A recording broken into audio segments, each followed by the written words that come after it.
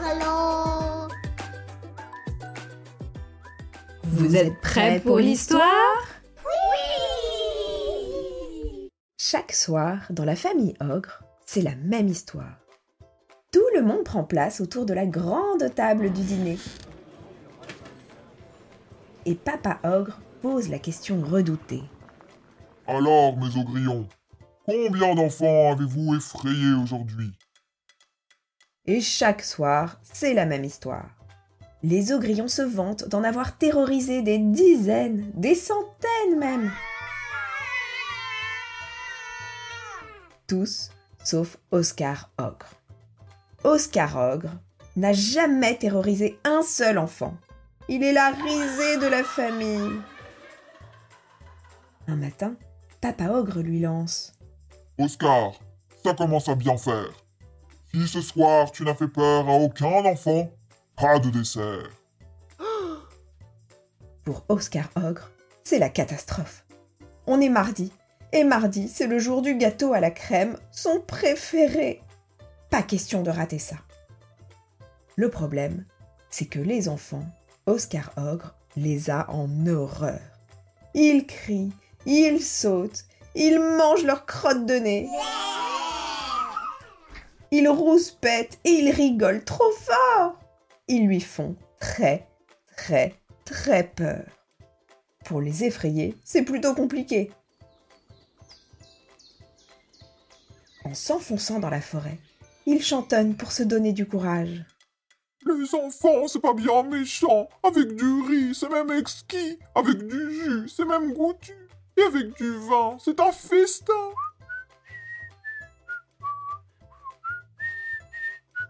À cet instant, à l'autre bout des bois, Lulu est ravie.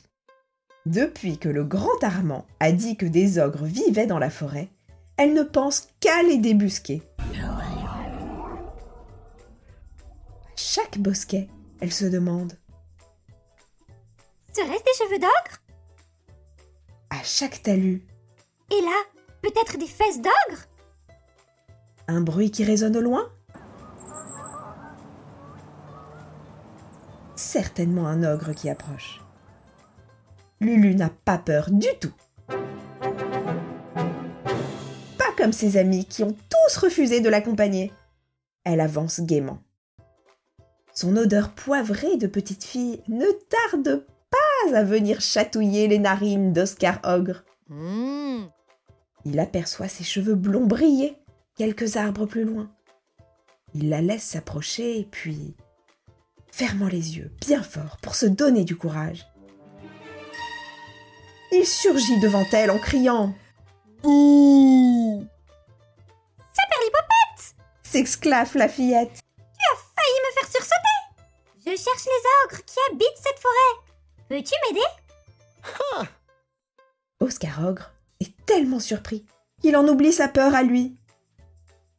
Mais je suis un ogre. Enfin, un ogrillon plutôt. Tu n'as pas peur? Pas du tout, du tout. Je suis courageuse, moi. Oscar Ogre trouve que cette petite fille a l'air sympathique, mais il pense au gâteau à la crème du dîner. Il ne veut le rater pour rien au monde, et pour ça, il faut effrayer Lulu. Il tente timidement. Je vais te manger. Répond Lulu amusée. Oscar Ogre réplique. Toute crue. Ça commence à énerver Oscar Ogre, Avec de la vinaigrette. dit Lulu en éclatant de rire. Oscar Ogre est si décontenancé qu'il fond en larmes. Allons, petit ogrillon, ce sont des blagues. Que se passe-t-il? Lulu est attendrie. Alors, Oscar Ogre lui explique tout. Que tout le monde se moque de lui, qu'il a peur des enfants, et que s'il n'en effraie pas un aujourd'hui, il n'aura pas de gâteau à la crème. Ça, Lulu trouve que c'est intolérable. On ne peut pas priver quelqu'un de gâteau à la crème, Explique-moi, comment il est, ce gâteau? demande-t-elle. Il est immense. La crème monte jusqu'au ciel. Et elle est douce comme les nuages. Et sucrée comme les roses du jardin. Tous les deux s'en lèchent les babines, Oscar Ogre, dit Lulu. promis, je vais hurler, je vais crier. Tu l'auras ton gâteau à la crème. Mais je veux bien que tu m'en gardes une petite part. C'est ce qu'ils firent. Ce mardi-là, et puis tous les suivants, tant et si bien qu'ils devinrent très amis. Et la famille d'Oscar Ogre était si fière de lui que les gâteaux étaient de plus en plus gigantesques. Alors, ne vous étonnez pas si un jour en forêt, vous tombez sur Oscar Ogre et Lulu en train de chantonner « Les enfants, c'est pas bien méchant. Quand ils rient, ils sont même exquis. Quand ils jouent, ils ont plus de goût. Et leurs câlins sont même divins. »